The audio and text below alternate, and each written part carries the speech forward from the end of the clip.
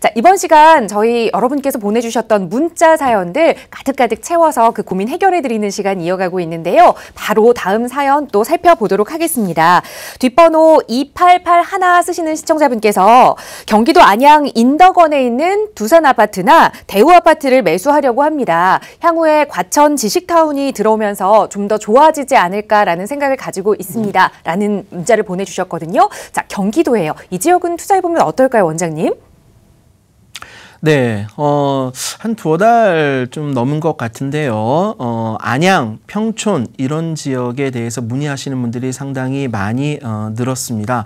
지난번에 말씀을 드린 것처럼 우리가 그동안 한 1년 넘도록 서울 지역 중심 강남부터 시작한 갭 투자의 바람이 강북 구석구석을 갭 메우듯이 이렇게 스며 들어갔고 또 그것들이 단기간에 갭이 다 메워지면서 1억 남짓 혹은 2억 남짓의 종잣돈을 가지고 갭 투자를 하시려고 하는 분들이 서울 수도권 지역이라든가 지방의 중심 도시로 들어가기 시작을 했죠. 오늘 그 상담이 들어온 분이 얘기한 지역은 어디냐면요. 바로 과천을 이렇게 넘어오면 인덕원 사거리라고 하는 데가 나오거든요. 이 인덕원 사거리에 있는 요 좌측 밑에 있는 의왕 쪽으로 있는 여기 아파트 단지를 말씀을 하시고 있습니다. 여기가 이제 인덕원역이거든요. 자, 이 과천 지식정보타운은 아마도 내년 초부터 분양이 시작이 될 텐데요. 지정타라고 합니다. 지식정보타운인데요. 이 지식정보타운은 과천 관내에 있습니다. 그리고 얘가 택지 개발을 했지만 주상공이 다 들어가는 그러한 산업센터, 그러니까 자족 기능이 가능한 대단지 미니 신도시로 들어오기 때문에 과천에 사는 시민들뿐만이 아니라 경기도 서울에 사는 투자자분들도 많이 관심을 갖게 되었죠. 이 과천이라고 하는데 바로 인접해 있기 때문에 훨씬 더 많은 사람들의 관심을 받고 있는데요. 과천 같은 경우에는 지금 굉장히 많은 단지가 80년대 초반에 지어지면서 다 재건축 중이거나 재건축을 했거나 지금 재건축을 앞두고 있는 그런 아파트들로 대부분이 구성이 되어 있습니다. 그리고 서울에 비해서 상대적으로 저렴하다, 입지에 비해서 저렴하다라고 하는 가격적이고 경제적인 이유 때문에 많은 서울의 투자자들, 강남의 투자자들이 과천 쪽으로 지금 들어오시고 계시거든요. 그리고 과천은 상당히 삶의 질이 쾌적하고요. 그리고 사는 사람들이 한번 들어오면 잘 나가지 않으려고 하는 그러한 좋은 입지를 가지고 있습니다. 그런데 그러한 과천 바로 밑에 여기 인덕원이라고 하는 데가 있습니다. 그러니까 인덕원 바로 위에 이쪽이요. 과천 지식정보타운이 들어가 있고요. 여기 3단지부터 쭉 재건축 단지들이 과천이 들어가고 있습니다. 이 인덕원 사거리를 중심으로 이쪽으로 나가면 이제 평촌으로 가고 이쪽으로 가면 이제 안양으로 가거든요.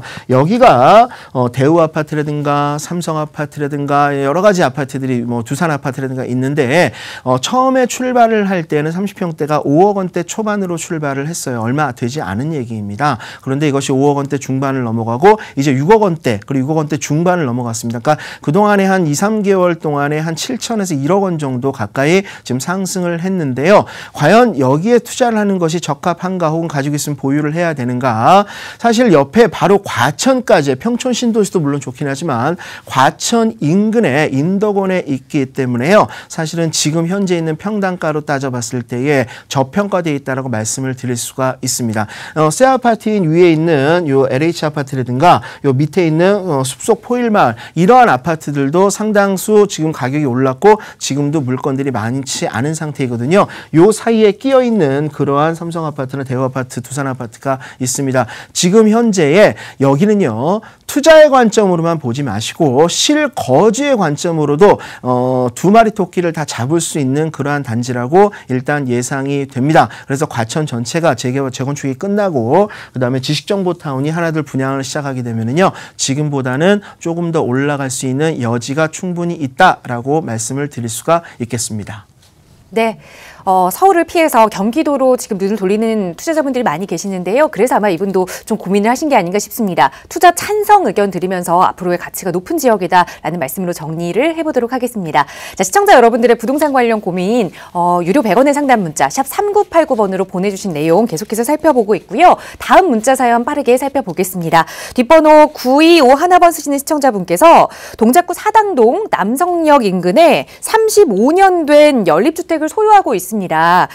재건축을 해야 할 것 같은데 조합원이 10명이고 그중에 2명이 현재 반대를 하는 상황입니다. 반대하는 분들이 있으면 재건축을 하지 못하는 건가요? 라는 문자를 보내주셨어요. 35년이면 꽤 긴 기간이거든요. 어떻게 할 수 있을까요, 원장님? 네, 우리가 보통 낡은 집을 헐고 다시 짓는 것을 재건축이다라고 얘기를 하죠. 우리가 흔히 알고 있는 재건축은 강남이나 강북 쪽에서 30년이 훌쩍 넘은 노후된 아파트, 5층짜리, 저층짜리 아파트를 철거하고 다시 짓는 것을 우리 일반적인 재건축 투자라고 알고 있습니다. 그런데 그렇게 대규모의 정비 사업으로 재건축이 되는 경우도 있지만 소규모로 재건축을 해야 되는 그러한 지역의 단지들도 분명히 있죠. 삼성동이라든가 아니면 논현동이라든가 아니면 사당동, 방배동 이런 데에 가면은 대략 오래된 빌라라고 보시면 됩니다. 이 오래된 빌라의 재건축을 해야만 되는 그러한 단지들이 있는데요. 그런데 이것은 우리가 재건축을 추진할 때 과정 자체는 거의 비슷합니다. 일반적인 아파트 재건축이랑. 그런데 틀린 점이 있죠. 적용받는 법 자체가 다릅니다. 예를 들면 개포단지다라고 하면 개포단지 같은 경우에는 우리가 도시 및 주거환경 정비법이라고 하는 것이 있어요. 우리가 도정법, 도시정비법이라고 하는데요.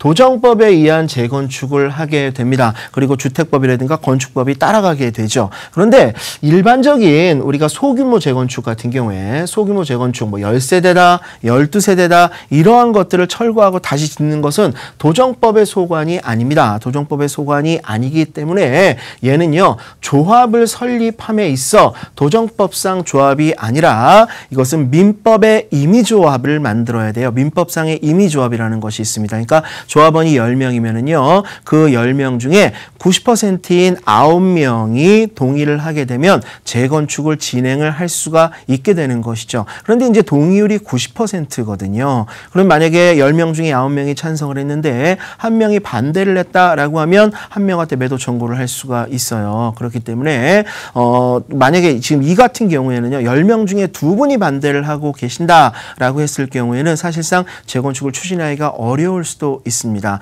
오히려 도정법 같은 경우에는 75% 이상이 되면은요 법으로 그냥 밀어붙이거든요. 그런데 이렇게 민법상 임의조합으로 가야 되는 소규모 재건축 같은 경우에는 어떻게든 설득을 해내는 작업이 일반적인 재건축하고는 좀 다른 측면이 있게 되는 것입니다. 재건축을 할 수 없는 것이 아니라 조합원 90%의 동의를 얻어내기 위한 그러한 노력과 과정이 지금은 더 필요해 보이고요. 만약에 두 분이 전부 다 나는 재건축을 안 하겠다라고 했을 때는 매수를 하는 방법도 생각을 해 보셔야 됩니다. 그러니까 나머지 분들이 여기에 재건축을 했을 때 생길 수 있는 부가가치를 먼저 계산을 해봐야 되겠죠. 재건축을 했을 때에 어느 정도의 재산 가치가 상승이 되는가를 예상을 해서 그 남는 재산 가치를 조금 떼어서 지금 반대하시는 분들 거를 매수를 해서 사업을 해도 그렇게 하더라도 만약에 원래에 찬성하고 재건축하는 분들이 무언가 잉여의 부가가치가 생긴다라고 했을 때에는요. 그런 방식을 통해서라도 추진을 해야 되는 것입니다. 그래서 보통의 경우는요. 반대하시는 분들 거를 매수를 하는 경우들이 많이 있고요. 그리고 끝까지 설득을 해서 하는 경우가 많이 있습니다. 연립주택 재건축, 특히 소규모 재건축 같은 경우가 앞으로 이러한 것들이 많이 목격이 될 것이에요. 왜냐하면 1970년도에서 80년도 사이에 우리나라의 소규모 연립주택들을 많이 지었거든요. 이제 그 아파트들이 장마철이 지나고 한겨울이 오면 결로라든가 누수 때문에 세입자들의 원성이 커지고 세입자들이 내고 있는 전세보증금이나 월세가 떨어지기 때문에 그러한 개발의 필요성들이 많이 대두가 될 것입니다. 그러니까 여러분들이요. 소규모 재건축에도 관심을 많이 가지시고 오늘 문자 주신 시청자분께서는요. 나머지 2분의 동의가 없으면 이 재건축은 민법상 임의조합 때문에 안 된다라고 하는 것을 알아두시고 설득을 해서 성공적인 재건축을 이뤄내시기를 바라겠습니다. 네, 가장 좋은 방법은 그 2분을 설득하는 거지만 만약에 그게 어렵다면 매수까지 한번 고민해 봐야 한다라는 말씀 드렸습니다. 잘 참고하셔서 꼭 좋은 결과 이루어졌으면 좋겠고요. 다음 문자 사연 살펴볼게요. 뒷번호 5213번 쓰시는 시청자분께서 방배동에 다가구 주택 70평을 보유하고 있습니다. 신축을 하려고 하는데 세입자 2가구의 전세 만기가 아직 1년이 넘게 남아 있습니다. 어떻게 하는 게 좋을까요? 이사 비용을 주고 내보낼 수 있을까요? 없다라는 고민이세요. 저희 이거 강의 시간에도 좀 살펴봤던 내용인 것 같은데요. 원장님 이럴 때 어떻게 해야 할까요? 네, 우리가 이제 단독주택이나 혹은 다가구 주택을 보유를 하고 있으면서 원룸이나 투룸 이런 다세대를 지어서 월세를 받는 그러한 투자의 형태를 취하려고 하는 분들이 많이 계시죠. 70평짜리 다가구 주택 위에 여러 세입자가 살고 있다. 그런데 우리가 이 세입자가 나가야지 새로 집을 지을 수가 있잖아요. 그런데 그 세입자들 같은 경우에는 분명히 임대차 보호법의 보호 대상에 있을 확률이 큽니다. 상가 같은 경우에는 일정 규모 이상이어야 되지만 주택 같은 경우에는 모든 주택이 주택임대차 보호법 대상 안에 들어가 있기 때문에 그렇습니다. 그래서 우리가요 임차인을 아직까지 그러니까 최소 임차 기간이라고 하는 것이 있는데 주택 같은 경우에는 1년을 계약했어도 2년 동안 살 수가 있잖아요. 이러한 최소 임차 기간 안에 있는데 계약 기간 안에 있는데 임대인의 필요에 의해서 임차인을 내보내야 한다. 그러한 이유가 재건축 때문에 그렇다. 그러니까 나가야 되지 않느냐 이렇게 생각을 하시는 분들도 계시는 것 같은데요. 여기에는 조건이 따라 붙습니다. 어떠한 조건이냐면 예를 들어서 도정법상 재건축 같은 경우에는 임차인이 나가야 됩니다. 그런데 일반적인 소규모 재건축 내가 단독 다가구 주택을 신축을 하겠다라고 했을 때 임차인은 나갈 그러한 책임이 없다라고 하는 것이죠.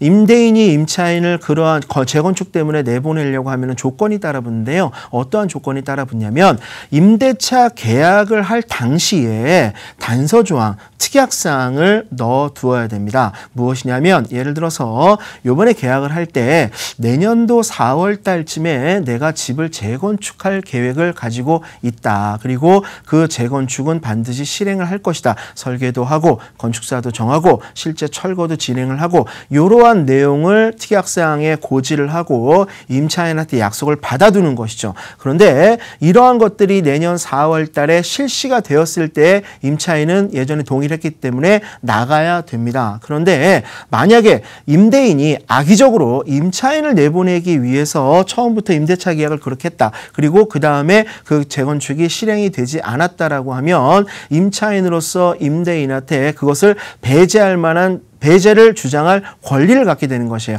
다시 말해서 안 나가도 된다라고 하는 것이죠. 정리를 하면 그렇습니다. 자, 임대인으로서 재건축을 해야 되는데 임차인한테 사전에 계약할 때부터 고지가 없었다라고 하면 임차인이 거기서 계약 기간 동안에 만료될 때까지 거주를 하겠다라고 하면은 중간에 내보낼 수 없다라고 하는 것이죠. 그러니까 여러분들이 만약에 나중에라도 재건축의 계획이 있으면은요, 기간과 계획을 명시해서 계약 당시에 임차인한테 고지를 하고 그리고 반드시 그 기간이 오면 그것을 실행하고 그 근거를 임차인한테 제시를 하는 그러한 계획이 필요할 것 같습니다. 네, 특약사항으로 기재가 되지 않았으면 보호를 받기 때문에 임차인을 내보낼 수는 없다라는 점, 그래서 앞으로 계약하실 분들도 이 점 잘 기억하시면 좋을 것 같습니다. 자, 저희 시간 관계상 문자로 주신 내용 중에 아마 많은 분들이 궁금해하실 내용이라서 이 내용 짧게 살펴보도록 할게요. 뒷번호 2067번 쓰시는 시청자분께서 내년도에 아파트 가격이 어떻게 될까요? 지금 강남 아파트를 사도 괜찮을까요? 라는 질문 주셨어요. 어떻게 보시나요, 원장님? 네, 이러한 질문들은 꽤 오랜 동안 제가 받아왔고 지금도 많이 받습니다. 미래의 일은 결론적으로 모르는 것이죠. 다만 경제적으로 그리고 짧은 기간 안에 많은 가격 상승이 있었죠. 한 1년 넘도록. 그렇기 때문에 경제적인 부담, 가격적인 부담, 그리고 추격 매수에 대한 피로감 이런 것들을 전부 다 합쳐봤을 때에 이미 갭 메우기가 어느 정도 진행된 지역은요. 아무래도 이제 소강 상태, 거래량이 좀 떨어지고 가격이 좀 안정화되는 그러한 시기를 보일 것입니다. 다만 국지적으로 공급량이 모자르고 수요가 많아지는 곳은 내년도도 어느 정도의 거래량과 가격 상승을 예측할 수가 있는데 만약에 전체를 10개로 본다면 이제 그렇게 투자의 가능성이 확실하게 보이는 데가 예전에는 5개였다면 이제 10개 중에 한두 개밖에는 없다라고 하는 것이에요. 그렇기 때문에 내년에는 여러분들이 투자를 할 때 조금 편안하게 투자를 하실 수는 없을 것 같고 좀 불편하고 또 몸을 좀 많이 움직여서 발품을 많이 팔고 현장도 많이 나가서 찾아내야 되는 그러한 투자의 패턴으로 돌아가게 될 것 같습니다. 강의 시간에 오시면은요, 제가 더 많은 얘기 그리고 10 중에 2개 부분이 어딘가 이런 부분도 좀 설명을 드릴 수 있도록 하겠습니다.